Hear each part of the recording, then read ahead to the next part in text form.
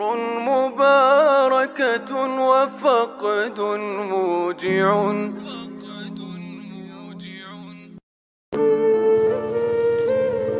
Ternyata di balik jubah dan di balik sorban Anda menyimpan hati yang sangat busuk, menyimpan adab yang sangat busuk. Begitu hinakah Kiai Nusantara di depanmu? Begitu rendahkah Kiai Nusantara di depanmu, hai para Baklawi? Sampai kalian diajak berjabatan tangan aja nggak mau. Kalian tuh di sini cuma numpang hidup, numpang makan. Hidup aja dari mereka kalian. Tapi kalian merendahkan mereka seperti itu. Adab kalian tuh di mana? Hai para Baklawi, pengaku cucu Nabi. Mau kemana, Kang? Saya mau ke sawah, Padeh. Kirain mau ke Yaman untuk jihad. Memang di Yaman ada apa toh, Padeh? Di Yaman negerinya para habaib lagi diserang Arab Saudi, Kang. Waduh! Tenang saja, Kang. Para habaib di Yaman itu karomahnya sakti-sakti. Api neraka saja bisa dipadamkan. Ada apa ini bicara soal Habib? Gak ada Habib yang punya karomah. Semua Habib itu cuma senang cerita dongeng, gedabrus. Hai, assalamualaikum. Syekh Umar bin Abdullah Bamakhramah, wali besar. Beliau tidak menerima murid kecuali beliau itu mengetahui murid tadi itu bakal jadi wali. Punya kecerdasan yang kalau dia didik bakal jadi wali. Gak gampang-gampang menjadi murid beliau. Syekh Umar bin Abdullah Makromah tidak menerima murid kecuali dia mengetahui muridnya itu kelak bakal jadi wali. Tahu dari mana itu muridnya yang diterima kelak bakal jadi wali? Itu ulama atau dukun? Teman-teman, diriwayatkan oleh sahabat Jabir dan sahabat Anas bin Malik dalam Sahih Bukhari Muslim bahwa Rasulullah tidak pernah menolak permintaan seseorang demi tegaknya Islam. Catat teman-teman, demi tegaknya Islam. Nah, masa orang yang mau jadi murid, mau belajar agama, yang katanya Syekh Umar Makromah itu ulama besar, masa pilih-pilih murid, sombong loh. Tapi namanya juga ndobol teman-teman ya, namanya juga agama Ba'alawi, bebas, ambil.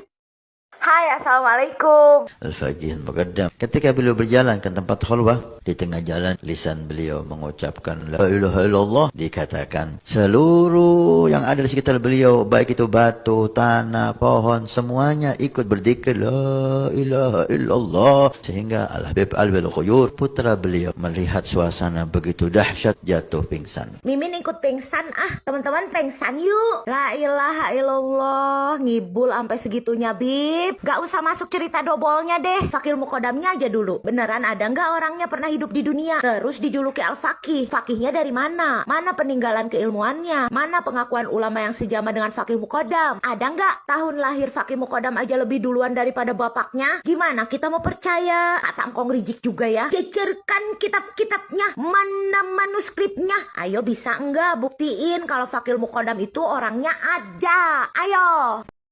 Hai, assalamualaikum. Orang yang mendirikan Singapura. Ini Raffles pernah ketemu Habib Nuh bin Muhammad Al-Habsyi. Dia anggap Habib Nuh orang gila. Dia orang gila, minggir. Kemudian diludah mengenai wajahnya Habib Nuh. Setelah diludah, tidak lama kuda berontak. Sudah terjatuh itu kuda, injak itu Raffles. Injak hampir mati. Untung ada pengawal-pengawalnya. Maka di saat itu Raffles menyadari.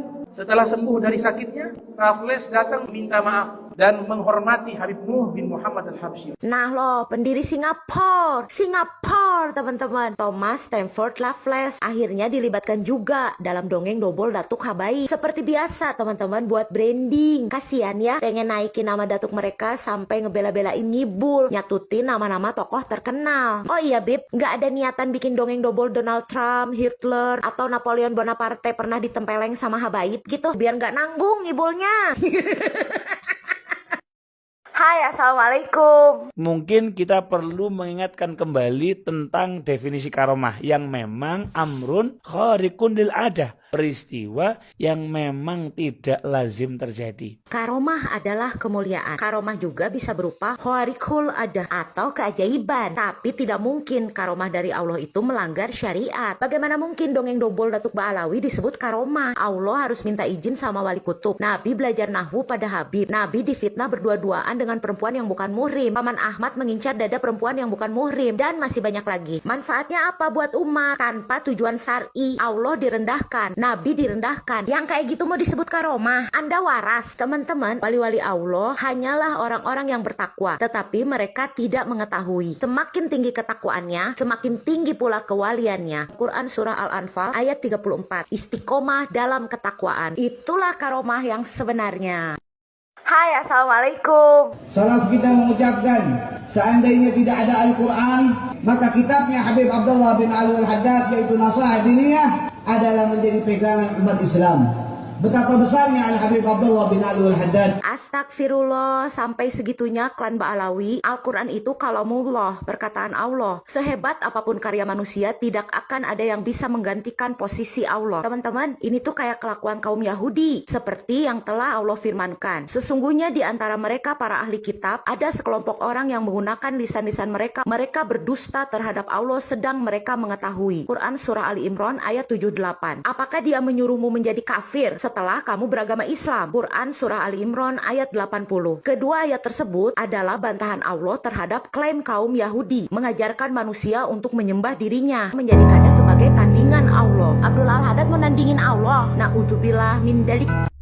Hai, assalamualaikum. Kalau kamu berpegang dengan dua pusaka ini, jangan dibisa-bisa. Dua-duanya dijamin oleh Nabi tidak akan sesat. Yang dimaksud adalah Al-Quran dan ajaran daripada para habaib. Ajarannya para habaib kan Thariqah Alawiyah, isinya dongeng-dongeng kurofat, tahayul, menyimpang dari ajaran Allah dan Rasulnya, sesat dan menyesatkan. Memangnya habaib itu siapa, Pak Rokim? Orang tarim ya? Teman-teman, Rasulullah bersabda, aku tinggalkan kalian dua perkara. Kalian tidak akan sesat selama berpegang teguh kepada kitabullah, yakni Al-Quran, dan sunnah Rasulnya, yakni as-sunnah. Status hadisnya muttafaq alaih, telah disepakati kesohihannya. Perintah kembali kepada Allah dan Rasulnya. Quran surat An-Nisa ayat 59.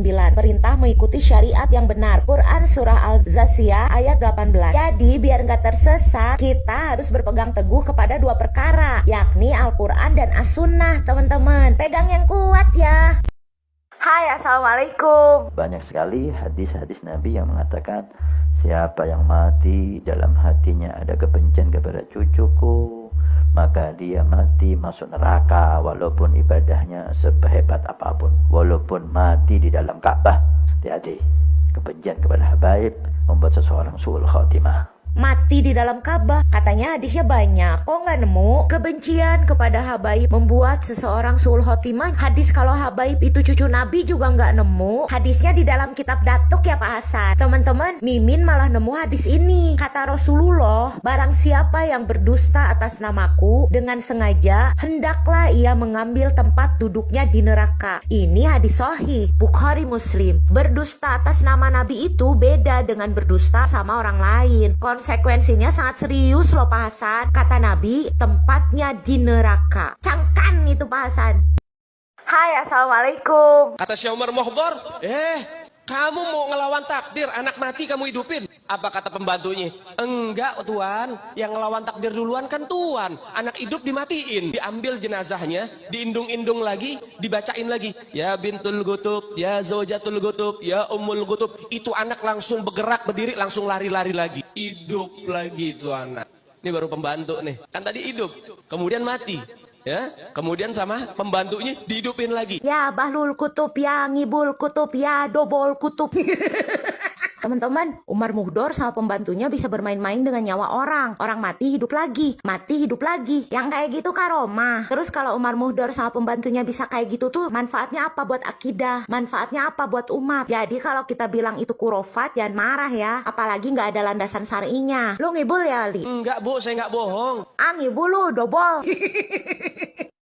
Hai, assalamualaikum. Habib Abdullah bin Abdul Qadir Al-Faqih di dalam riwayat manaqib beliau hafal 7 juta hadis berserta sanad-sanadnya. 7 juta hadis berserta sanad-sanadnya. Teman-teman, kitab Sahih Bukhari totalnya hanya sekitar 7.000 hadis. Jika dihitung dengan pengulangan sanad, jumlahnya hanya sekitar 2.000-an. Begitu juga dengan Sahih Muslim, jumlahnya hanya 2.000-an hadis. Jika kita menggabungkan semua hadis dalam kitab-kitab utama seperti Abu Daud, Ibnu Majah, dan Tirmizi, totalnya tetap tidak melebihi 100.000 hadis. Teman-teman, sebagai umat Islam, kita diajarkan untuk menggunakan akal dan dalil yang jelas dalam menilai sesuatu. Allah berfirman, janganlah kamu mengikuti apa yang kamu tidak memiliki pengetahuan tentangnya. Quran Surah Al-Isra ayat 36. Lalu jika Habib Abdullah bin Faqih ini hafal 7 juta hadis, buktinya mana? Keterangannya dari kitab dobol datu kalian. Jangan percaya teman-teman, jelas ini adalah dongeng dobol yang kebangetan, branding datuk untuk kepentingan golongan mereka. Na'udzubillah min dalik. Hai, assalamualaikum. Dan perlu bapak-bapak, ibu-ibu ketahui bahwa Habib Ali ini pejuang yang tidak membutuhkan daripada bintang, yang tidak membutuhkan daripada bintang. Perjuangan lillahi ta'ala untuk bangsa dan negara. Benarkah Habib Ali Kuitang adalah pejuang yang tidak membutuhkan bintang? Yuk kita cek teman-teman. Ini adalah foto Habib Ali bin Abdurrahman Al-Habsyi atau Habib Ali Kuitang. Beliau mengenakan 2 lencana bintang yang diberikan oleh pemerintah Hindia Belanda sebagai bentuk penghargaan atas jasa-jasanya bagi kerajaan Belanda. Bintangnya berbentuk salib atau Orde Singa Emas Wangsa Nassau. Bintangnya ada 2 loh teman-teman dari Belanda. Pertanyaannya, apakah yang sudah dilakukan oleh Habib Ali Kuitang ini sehingga penjajah Belanda sangat berterima kasih kepada dia? Al-Habib Ali bin Abdurrahman, guru besar Republik Indonesia, perjuangannya luar biasa sekali. Siapa yang ngangkat Habib Ali sebagai guru besar Republik Indonesia, Bib? Lo sama keluarga lo. Enak aja. Guru besar antek penjajah Belanda kali, Bib. Cuaks.